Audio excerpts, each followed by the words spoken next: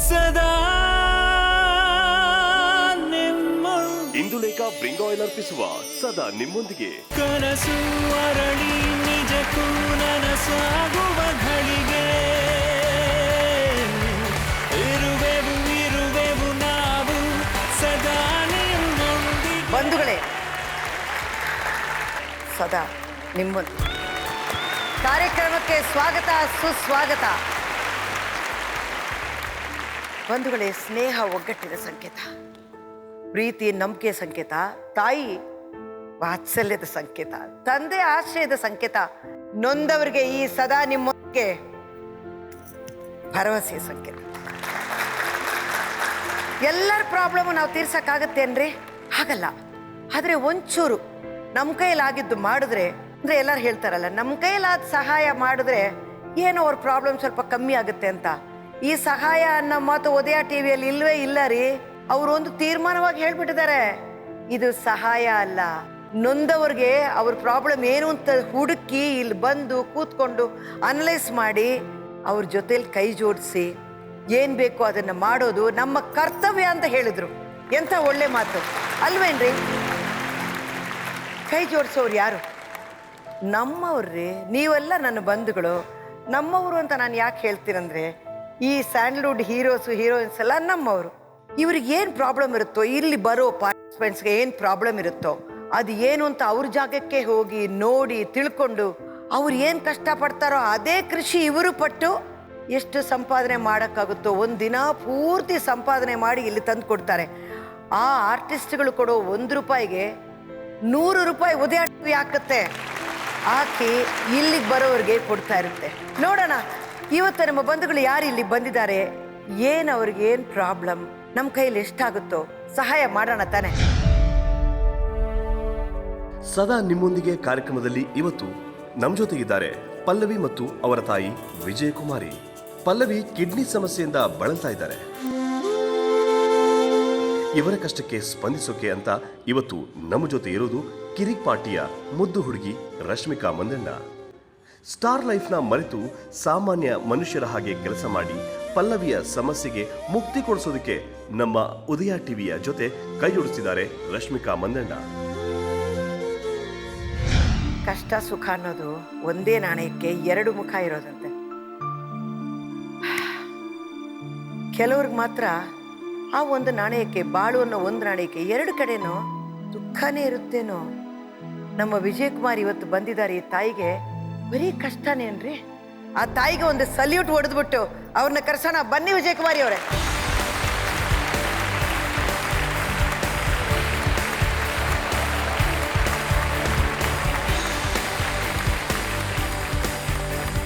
ವಿಜಯಕುಮಾರಿ, ಎಷ್ಟು ಜನ ಮಕ್ಕಳು? ಅವರೆಲ್ಲಿದ್ದಾರೆ? ಏನು? ಒಂದು ಹೆಣ್ಮಗು, ಇವಳು ಒಂದು ಗಂಡು ಮಗುನ ಹೆಸರು ಭರತ್ ಅಂತ. ಅವನು ಬಂದಿಲ್ಲ ಇವತ್ತು. ನಮ್ಮ ಎಕ್ಸಾಮ್ ಇದೆ. ನೀವು ಕೆಲ್ಸಕ್ಕೆ ಹೋಗ್ತಿದ್ರಾ? ಹಾಂ ಮೇಡಮ್. ಏನು ಕೆಲಸ? ಗಾರ್ಮೆಂಟ್ಸ್ಗೆ ಹೋಗ್ತಿದ್ದೆ, ಪೀಸ್ ವರ್ಕು ಅಂತ ಕೆಲಸ ಮಾಡ್ತಾ ಇದ್ದೆ. ಈ ಪ್ರಾಬ್ಲಮ್ ಅಂತ ನೀವು ಹೆಂಗೆ ಕಂಡುಹಿಡಿದ್ರಿ ಮೇಡಮ್? ಅದು ಕೈ ಕಾಲೆಲ್ಲ ಊತ ಬಂತು ಫಸ್ಟು. ಬ್ಲಡ್ ವಾಮಿಟ್ ಆಯಿತು.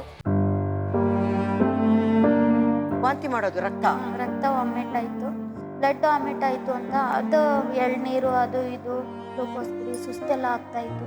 ಕುಣಿಗಲ್ಲಲ್ಲಿ ಮಕ್ಕಳು ಡಾಕ್ಟ್ರ್ ಹತ್ರ ತೋರಿಸ್ದೆ. ಮಕ್ಕಳು ಡಾಕ್ಟ್ರ್ ಹತ್ರ ತೋರಿಸಾದ್ಮೇಲೆ ಬ್ಲಡ್ ಚೆಕಪ್ ಮಾಡಿಬಿಟ್ಟು ಅವಳಿಗೆ ಕಿಡ್ನಿ ಪ್ರಾಬ್ಲಮ್ ಇದೆ ಅಂತ ಹೇಳಿ ಅವಳಿಗೆ 2 ಕಿಡ್ನಿ ಫೇಲ್ ಆಗಿದೆ. 2? ಹಾಂ, 2 ಕಿಡ್ನಿ ಫೇಲ್ ಆಗಿದೆ. ಇಷ್ಟು ಚಿಕ್ಕ ವಯಸ್ಸಿನಲ್ಲಿ? ಹಾಂ ಮೇಡಮ್. ಎಷ್ಟು ವರ್ಷದಿಂದ ಈ ಪ್ರಾಬ್ಲಮ್ ಇದೆ? ಅವಳಿಗೆ 14 ವರ್ಷ ಇದ್ದಾಗ ಪ್ರಾಬ್ಲಮ್ ಕಂಡು ಬಂದಿದ್ದು. ಇವಾಗ 15 ನಡೀತಾ ಇದೆ. ಡಯಾಲಿಸಿಸ್ ಮಾಡೋದು ಅನ್ನೋದು ಬಂದೇ ಇಲ್ಲ? ಡಯಾಲಿಸಿಸ್ ಮಾಡಿಸ್ದೆ. 1 ವರ್ಷದ ಮೇಲೆ 3 ತಿಂಗಳು ಡಯಾಲಿಸಿಸ್ ಮಾಡಿಸ್ದೆ. ಕಾಸ್ಟ್ಲಿ. ಒಂದು ದಿನಕ್ಕೆ 3,000 ಬೇಕಾಗಿತ್ತು ಬರೀ ಡಯಾಲಿಸಿಸ್ ಮಾಡಿಸ್ಕೊಂಬರೋಕ್ಕೆ, ಹೋಗೋ ಬರೋ ಚಾರ್ಜು ಎಲ್ಲ. ಅದಾದಮೇಲೆ ನಾನು ತಿರ್ಗಾ ದುಡ್ಡಿಗೆ ತುಂಬ ಪ್ರಾಬ್ಲಮ್ ಆಯಿತು. ಅಲ್ಲಿ ಕಾರ್ಪೆಟ್ರುಗಳ ಹತ್ರ ಎಲ್ಲ ಹೋದೆ. ನಾವು ಈಗ ನಿಮಗೆ ಕೈ ಜೋಡಿಸೋಕೆ ನಮ್ಮವರೊಬ್ಬರು ಬರ್ತಾರೆ, ಅವ್ರನ್ನ ಕರೆಸ್ಬಿಡೋಣ. ಈ ಸ್ಯಾಂಡಲ್ವುಡ್ ಕಿರ್ಕ್ ಹುಡುಗಿ ಅಂತಾರೆ ಅವಳನ್ನ, ರಶ್ಮಿಕಾ. ತುಂಬ ಸೂಪರ್ ಅಂದ. ದಟ್ ಏನನ್ಬೇಕು, ಹೆಂಗ್ಸ ಅಂದರೆ ಹಿಂಗಿರ್ಬೇಕ್ರಿ ಅಂತಾರಲ್ಲ, ನಿಜವಾಗಲ್ಲ ಅವಳೇ ರೀ ಚಂದ್ರದ ಗೊಂಬೆ. ಅಷ್ಟು ಚೆನ್ನಾಗಿರ್ತಾಳೆ ಅವಳು. ಇವತ್ತು ನಿಮಗೋಸ್ಕರ ಬರ್ತಾ ಇರೋರು Rashmika Mandanna. Rashmika, we welcome you. ಸದಾ ನಿಮ್ಮೊಂದಿಗೆ ಕನಸು ಅರಳಿ ನಿಜಕ್ಕೂ ನನಸಾಗುವ ಘಳಿಗೆ ಇರುವೆವು ನಾವು ಸದಾ ನಿಮ್ಮೊಂದಿಗೆ. ಇಷ್ಟು ದೂರ ನಮ್ಮನ್ನು ಹುಡ್ಕೊಂಡು ಬಂದಿದ್ದಕ್ಕೆ ಅದಕ್ಕೋಸ್ಕರ ನೀವು ಮೊದಲು ಕೂತ್ಕೊಳ್ಳಿ ಅಂತೀನಿ. ಇದರಲ್ಲಿ ಅತಿಥಿ ದೇವೋಭವ ಹಂಗೆಲ್ಲ ಏನಿಲ್ಲ. ಇವರು ನಮ್ಮವರು, ನಮ್ಮ ಬಂಧುಗಳು. ಏನು ಸಮಸ್ಯೆ ಇದ್ರು ನಾವು ಹಂಚ್ಕೊಳ್ಳೋಣ. ಹೌದು. Right. You want to know what's happening to her? Yes. ಒಂದು ವೀಟಿ ನೋಡ್ಬಿಡ್ತೀರಾ? ಅವಾಗ ಎಲ್ಲ ಕ್ಲಿಯರಾಗಿ ಕಾಣಿಸುತ್ತೆ. ನನ್ನ ಹೆಸರು ವಿಜಯಕುಮಾರಿ. ನಮ್ಮ ತಂದೆ ತಾಯಿ ಹೋಟ್ಲು ಮಾಡ್ತಾಯಿದ್ರು. 4 ಜನ ಹೆಣ್ಮಕ್ಳು ನಮ್ಮ ತಂದೆಗೆ. ಅವರು ಕಷ್ಟದಿಂದ ಜೀವನ ಮಾಡಿ ಮತ್ತು ಮಕ್ಕಳನ್ನೆಲ್ಲ ಮದುವೆ ಮಾಡಿ ಅವ್ರವ್ರ ಮನೆಗೆ ಅಂತ ಕಳಿಸ್ಕೊಟ್ರು. ನಮ್ಮ ಯಜಮಾನರು ಪೆಟ್ರೋಲ್ ಬಂಕಲ್ಲಿ ಕ್ಯಾಶಿಯರಾಗಿ ಕೆಲಸ ಮಾಡ್ತಾಯಿದ್ರು. ಅವರು ಕೆಲಸ ಮಾಡ್ತಾಯಿದ್ರು, ಚೆನ್ನಾಗೇ ಇದ್ದರು. ಇಮಿಡಿಯೇಟ್ಲಿ ನರ ಬ್ಲಾಸ್ಟ್ ಆಗಿದೆ ಅಂತ ಹುಷಾರು ತಪ್ಪಿದ್ರು. ಮನೇಲೇ ಸೇವಿಂಗ್ ಮಾಡಿಸ್ಕೊಂಡು ಬಂದು ಮನೇಲಿ ಮುಖ ತೊಳೆಯುವಾಗ ಹಂಗೆ ಕಣ್ಣು ಮುಚ್ಕೊಂಡ್ರು. ಮನೇಲಿ ಕುಸ್ತು ಬಿದ್ರಲ್ಲ, ಆವಾಗ ಏನು ಎತ್ತ ಅಂದ್ಬಿಟ್ಟು ಅಕ್ಕಪಕ್ಕದವರೆಲ್ಲ ಸ್ವಲ್ಪ ಹೆಲ್ಪ್ ಮಾಡಿ ಕರ್ಕೊಂಡೋಗಿ ಹಾಸ್ಪಿಟ್ಲಿಗೆ ಕರ್ಕೊಂಡೋದ್ವಿ. 12 ಗಂಟೆ ಆಯಿತು, ಮಧ್ಯರಾತ್ರಿ 12 ಗಂಟೆ ಆಯಿತು. 12 ಗಂಟೆ ರಾತ್ರಿಲಿ ಏನೂ ಗ್ಯಾರಂಟಿ ಹೇಳೋಕ್ಕಾಗಲ್ಲಮ್ಮ ಅಂತ ಅವಾಗೆಲ್ಲ ವರದಿ ಹೇಳಿದ್ರು ಡಾಕ್ಟ್ರುಗಳು. ಅದಾದಮೇಲೆ ಬೆಳಗ್ಗೆ 9 ಗಂಟೆ ಅಷ್ಟರಲ್ಲಿ ನಮ್ಮ ಮನೆಯವ್ರು ಬಾಡಿ ಕೊಟ್ಟರು.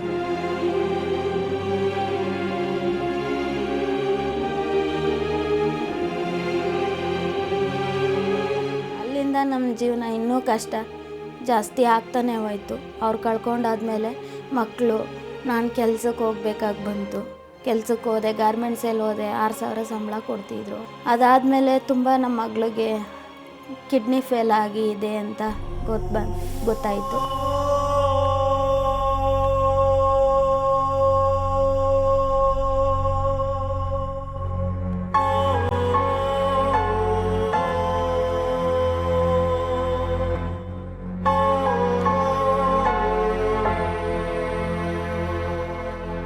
ಭಾಳ ನೋವಾಯಿತು. ನಮ್ಮ ಯಜಮಾನ್ರು ಕಳ್ಕೊಂಡೆ, ಈ ಮಗುಗೂ ಹಿಂಗಾಯ್ತಲ್ಲ ಅಂತ ತುಂಬ ನೋವಾಯಿತು ಮನಸ್ಸಿಗೆ. ದೇವರು ನಮಗೆ ಯಾಕೆ ಕಷ್ಟ ಕೊಟ್ಟಿದ್ದಾನೆ? ಸುಮ್ಮನೆ ಒಂದೇ ಏಟಿಗೆ 3 ಜನನೂ ಕರ್ಕೊಂಬಿಡ್ಲಿ, ಒಬ್ರಿಗೆ ಕೊಟ್ಟು ಒಬ್ರಿಗೆ ಉಳಿಸಿ ಈ ಥರ ಅನ್ಯಾಯ ಮಾಡಬೇಡಪ್ಪ. ಯಜಮಾನ ಅಂತೂ ಇಲ್ಲ.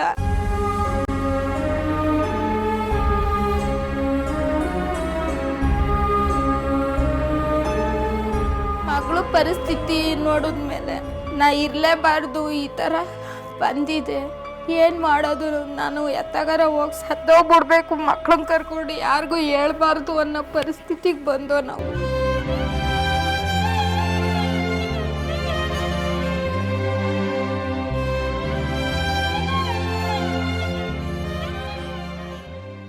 ಅದಾದಮೇಲೆ ಇಲ್ಲಿ ರಾಜರಾಜೇಶ್ವರಿಗೆ ಹೋಗಿ ಡಯಾಲಿಸಿಸ್ ಮಾಡಿಸ್ದೆ. ಒಂದು ದಿನ ಬಿಟ್ಟು ಒಂದಿನ ಡಯಾಲಿಸಿಸ್ ಮಾಡಿಸ್ಬೇಕು ಅಂತ ಹೇಳಿದ್ರು. ಡಯಾಲಿಸಿಸ್ ಮಾಡ್ಸೋಕ್ಕೇ ಒಂದು ದಿನಕ್ಕೆ 2,000 ಬೇಕಾಯಿತು. ಒಂದು ದಿನ ಬಿಟ್ಟು ಒಂದಿನ ಮಾಡಿಸ್ಬೇಕಾಯಿತು. ಅವಳಿಗೆ ಇಂಜೆಕ್ಷನ್ಗಳೆಲ್ಲ ಬರೆದು ಕೊಡೋರು, ಎಲ್ಲ 600 ರೂಪಾಯಿ, 1,500 ಈ ಥರ ಇರೋವು ಇಂಜೆಕ್ಷನ್ಗಳು. ವಾರದಲ್ಲಿ ಒಂದಾದರೂ ಹಾಕಿಸ್ಬೇಕಿತ್ತು. ನನ್ನ ಹತ್ರ ಅಷ್ಟು ದುಡ್ಡು ಇರಲಿಲ್ಲ.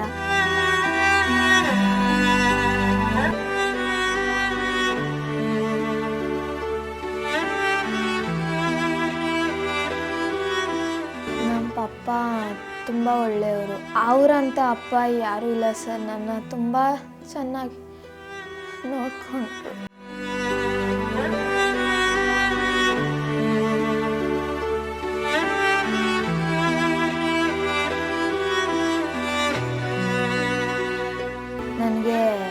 ನನಗೆ ಅಂತ ಅಲ್ಲ, ನಮ್ಮ ಅಪ್ಪನಿಗೆ ನನ್ನ DC ಮಾಡಬೇಕು ಅಂತ ಆಸೆ ಇತ್ತು. ನಮ್ಮ ಅಪ್ಪನ ಆಸೆನೇ ನಂದು ಕೂಡ. ನನಗೂ ಅದೇ ಆಸೆ ಇತ್ತು. ಆದರೆ ಈ ಪ್ರಾಬ್ಲಮ್ಮಿಂದ ನಾನು 10th ಬಿಟ್ಬಿಟ್ಟೆ. ಮುಂದಕ್ಕೆ ಓದೋಕ್ಕಾಗಲಿಲ್ಲ. ನಮ್ಮಮ್ಮ ತುಂಬ ಕಷ್ಟದಿಂದ ನೋಡ್ಕೊತಿದ್ರು. ನಮ್ಮಪ್ಪ ಕಟ್ಟಿದ ತಾಳಿನೂ ಬಿಡಲಿಲ್ಲ, ಅದನ್ನು ಅಡ ಇಟ್ಟು ನನಗೆ ನೋಡಿದ್ರು. ನನ್ನ ಮಗಳಿಗೋಸ್ಕರ ನಾನು ಸಹಾಯ ಕೇಳ್ಕೊತಾ ಇದ್ದೀನಿ ಸರ್. 7 ತಿಂಗಳಾಯ್ತು ಬಂತು, ಟ್ರೀಟ್ಮೆಂಟ್ ಕೊಡಿಸಿದ್ದೀನಿ. ಏನೋ ಒಂದು ತಬ್ಲಿ ಮಗುಗೋಸ್ಕರ ಕೇಳ್ಕೊತಾ ಇದ್ದೀನಿ.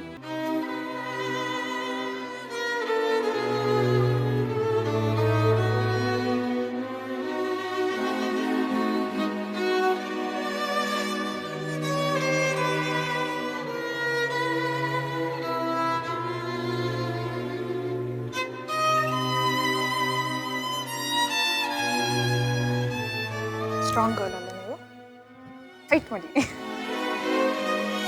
ನೀವು ನಿಮ್ಮಂಥ ಸ್ಟ್ರಾಂಗ್ ಜನರನ್ನ ನಾನು ಯಾವತ್ತೂ ಮೀಟ್ ಮಾಡಿರಲಿಲ್ಲ. So you are the strongest people I've met. ದೇವ್ರ ಮೇಲೆ ನಂಬಿಕೆ ಇದೆ ಅಲ್ಲಮ್ಮ ನಿಮಗೆ, ಅದಕ್ಕೆ ಈ ಪೀರಿಯಡ್ ಆದ ತಕ್ಷಣ ನಿಮಗೆ ನಿಮ್ಮಂಥ ಖುಷಿ ಇರೋರು ಯಾರೂ ಇರಲ್ಲ. ಸೊ ನಂಬಿಕೆ ಇಟ್ಕೊಳ್ಳಿ. ಅಲ್ಲ, ಒಂದು ಡೆಫಿನೆಟ್ ಆಗಿ ಇತ್ಲಾ ಕಡೆ ಒಂದು ಗಂಡಸು ಅನ್ನೋರ ಮನೇಲಿದ್ರೆ ಆ ಒಂದು ಬಲ ಇರುತ್ತೆ. ಮಗುಗೇನಾದರೂ ಅವ್ರ ಗಂಡ ಇದ್ದಾರೆ ನೋಡ್ಕೊಳ್ಳೋಣ ಅಂತ. ಅವ್ರು ಸತ್ತಿದೆ, ಮಸ್ಟ್ ಬಿ ಬ್ರೈನ್ ಹೆಮರೇಜ್ ಆಗಿರ್ಬೋದು ಸಡನ್ ಆಗಿ. ಆವಾಗೆಲ್ಲ ಅನ್ಸುತ್ತೆ, ಈ ಥರ ಸಡನ್ ಡೆತ್ ಬರೋವಾಗಲೇ ಅನ್ಸೋದು ನಾವು ಅಸಹ್ಯ ಆಗೋದು ಏನು ಮಾಡಂಗಿಲ್ಲ. ಅದು ಏನು ಆ ಸಾವು ಮುಂದೆ ನಾವೆಲ್ಲ ಏನೂ ಇಲ್ಲ. ಆ ಸಾವು ಒಂದು ಕಡೆ ಬರಬೇಕು, ನಾವೆಲ್ಲ ಸೇರ್ಕೊಂಡು ಹೊಡಿಯೋಣ ಅನ್ಸುತ್ತೆ. ಅದು ಏನು ಮಾಡಬೇಕು ಅಂತ ಅನ್ಸಲ್ಲ. ಎಲ್ಲರೂ ನೋಡಿದ್ದೀವಿ ಸಾವನ್ನ, ಬಟ್ ತಡಿಯೋಕ್ಕಾಗೋದೇ ಇಲ್ಲ. ಅದು ಇಂಥ ಹೆಂಗಸು, ಚಿಕ್ಕ ವಯಸ್ಸು, 2 ಮಕ್ಕಳು, ಒಂದು ಗಂಡು ಮಗು ಬೇರೆ ಇದ್ದಾನೆ. ಈಗ ನೋಡಿದ್ರೆ ಮನೆ ಗಂಡಸು ಅನ್ನೋ ಅವನೇ. ಹೆಲ್ಪ್ ಇದೆಯಾ? ಅವನೇ ನನಗೆ ಗಾಡಿ, ಅಕ್ಕಂಗೆ ಪ್ರಾಬ್ಲಮ್ ಆದಾಗೆಲ್ಲ ಗಾಡಿ ಕರ್ಕೊಬರೋದು, ಮಧ್ಯರಾತ್ರಿ ಆಗಲಿ ತುಂಬ ಪ್ರಾಬ್ಲಮ್ ಆದಾಗೆಲ್ಲ ಅವನೇ ಕರ್ಕೊಂಬರೋದು. ಯಾಕೆ ನಿಮ್ಮ ಬಂಧುಗಳು ಯಾರು ನಿಮ್ಮ ಹತ್ರ ಇಲ್ವಾ? ಹತ್ರ ಯಾರು ಇಲ್ಲ, ಊರಲ್ಲಿದ್ದಾರೆ ಮೇಡಮ್. ನಮ್ಮ ತಾಯಿಗೆ ವಯಸ್ಸಾಗಿದೆ, ನಮ್ಮ ತಾಯಿನೂ ಬರೋಕ್ಕಾಗಲ್ಲ. ನಮ್ಮ ತಾಯಿ ನಮ್ಮ ಬೆಂಗಳೂರು ವಾತಾವರಣನೇ ನನಗೆ ಸೆಟ್ ಆಗಲ್ಲವ. ಬೇಕಾದ್ರೆ ಬಂದು ಇಲ್ಲಿ ಇದ್ಬಿಡು ಅಂದರೆ ಹಾಸ್ಪಿಟ್ಲು ಅನುಕೂಲ ಇಲ್ಲ. ಅದೇನದು ಕೈ ತೋರಿಸು, ಇದು ಎತ್ತ ಮೇಲೆ ಇಲ್ಲಿ ಕೈ ಕುಯ್ಕೊಂಡಿದ್ದಾಳೆ ಮೇಡಮ್. ಅದನ್ನೇ ನೋಡ್ತಾ ಇದ್ದೀನಿ ನಾನು ಆವಾಗಿಂದ. ಏನಿದು? ಕೈ ಕಟ್ ಮಾಡ್ಕೊಂಡಿರೋದು. ಯಾಕೆ? ಅದೇ ನಮ್ಗೆ ತೊಂದರೆ ಆಯ್ತು, ತಮ್ಮಂಗೆ ಎಕ್ಸಾಮ್ ಫೀಸ್ ಕಟ್ಟಿರ್ಲಿಲ್ಲ 12,000. ಯಾರು ಐಡಿಯಾ ಎಲ್ಲ ಕೊಡೋದು ಈ ತರ ಕೈ ಕಟ್ ಮಾಡ್ಕೋಬೇಕು ಅಂತ? ನಾನು ಇಲ್ದೆ ಹೋದಾಗ ಮಾಡ್ಕೊಂಡಿರೋದು. ಇನ್ನೂ ಕಷ್ಟ ಕೊಡ್ಬೇಕಾ ತಾಯಿಗೆ? ಹಂಗಂತ ಅಲ್ಲ ಮ್ಯಾಮ್, ನನ್ನಿಂದ ತುಂಬ ಕಷ್ಟಪಡ್ತಿದ್ದಾರೆ. ತುಂಬ ಕಡೆ ಸಾಲ ಮಾಡಿಕೊಂಡ್ರು. ಪಾಪ ನನ್ನ ತಮ್ಮಂಗೆ ಇವತ್ತು ಎಕ್ಸಾಮ್ ನಡೀತಿದೆ, ಅವ್ನಿಗೆ ಎಕ್ಸಾಮ್ ಕಟ್ಟಕ್ಕೆ ನಮ್ಮ ಹತ್ರ ಕಾಸಿಲ್ಲ. ಸತ್ಬಿಟ್ರೆ ನಿನ್ನ ತಾಯಿ ಎಲ್ಲ ತೊಂದರೆ ಎಲ್ಲ ಪ್ರಾಬ್ಲಮ್ ತೀರೋಗುತ್ತಾ? ನನ್ನ ಭಾರ ಒಂದು ಕಳಿಯುತ್ತಲ್ಲ ಮೇಡಮ್. ನೀನ್ ನಿನ್ನ ತಾಯಿ ಬಾಳ್ಬೇಕು ಅನ್ನೋದಕ್ಕೋಸ್ಕರ ಮಾಡ್ಲಿಲ್ಲ, ನೀನ್ ನಿಜವಾಗ್ಲೂ ಅವಳನ್ನ ಕೊಲ್ತಾ ಇದೀಯಾ? ಒಂದು ಆನ್ಸರ್ ಕೊಡಮ್ಮ, because this is not the answer for your solution. Fight ಮಾಡಬೇಕು, ಫೈಟ್ ಮಾಡಿ ಅದನ್ನ you have to live by it. ಮೊದ್ಲು ಇವಳು ಕೈ ಇಟ್ಕೊ, ಪ್ರಮಾಣ ಮಾಡಿ ಇನ್ ಮುಂದೆ ಈ ತರ ಹುಚ್ಚು ಕೆಲಸ ಮಾಡಲ್ಲ ಅಂತ.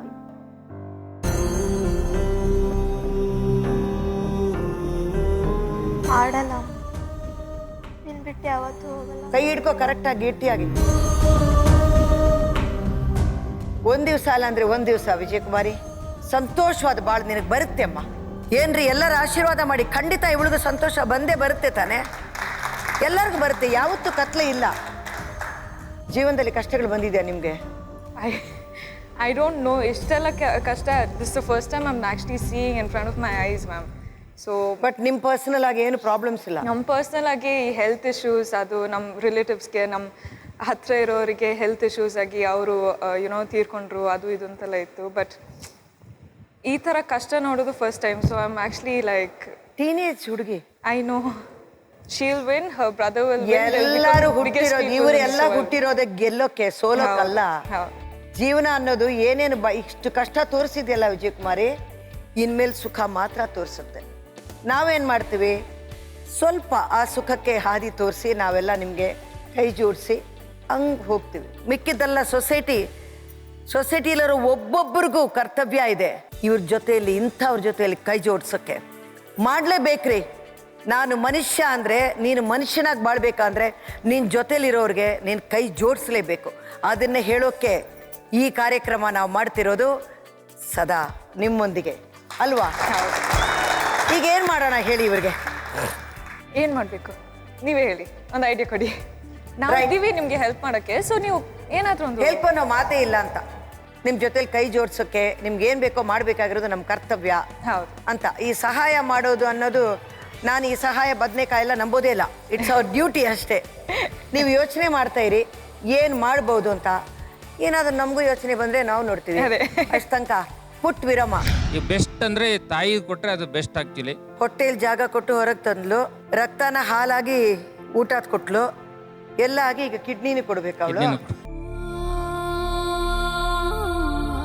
ಸದಾ ನಿಮ್ಮ ಇಂದುಲೇಖ ಬ್ರಿಂಗ್ ಆಯಿಲ್ ಅರ್ಪಿಸುವ ಸದಾ ನಿಮ್ಮೊಂದಿಗೆ.